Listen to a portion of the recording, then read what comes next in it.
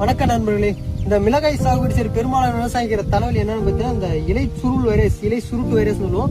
பெரும்பாலான விவசாயம் என்ன சொல்லுவாங்கன்னா முடக்கு வந்துருச்சு, செடிக்கு முடக்கு வந்துருச்சுன்னு சொல்லுவாங்க. இது வரதுக்கான காரணம் என்ன பார்த்தீங்கன்னா வெள்ளை கலர் ஒயிட் பெயின் சொல்லுவோம். அந்த என்ன பண்ணணும்னா இந்த இலைக்கடியில் போயிட்டு இந்த சாரை மட்டும் உரியும் பொழுது பார்த்தீங்கன்னா இலையோட மேல்புறம் பார்த்தீங்கன்னா உள்ள போயிடும். இலையோட வெளிப்புறம் பார்த்தீங்கன்னா மேலுக்கு வந்துடும். கப்பு மாதிரியும் கிண்ணம் மாதிரியும் இலை பார்த்தீங்கன்னா அப்படி படகு மாதிரி இது போல இலை மாறிடும் படகு மாதிரி. இது மாறனால பார்த்தீங்கன்னா இந்த இடத்துல எந்த பூ பிஞ்சு எதுவுமே எடுக்காது.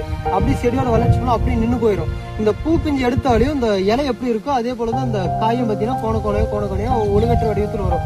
இதை எப்படி கட்டுப்படுத்தலாம் பார்த்தீங்கன்னா நீங்க நடவு செய்யும் போது பார்த்தீங்கன்னா வரப்போற பயிரை மக்காச்சோளத்தை நடவு பண்ணி விடுங்க.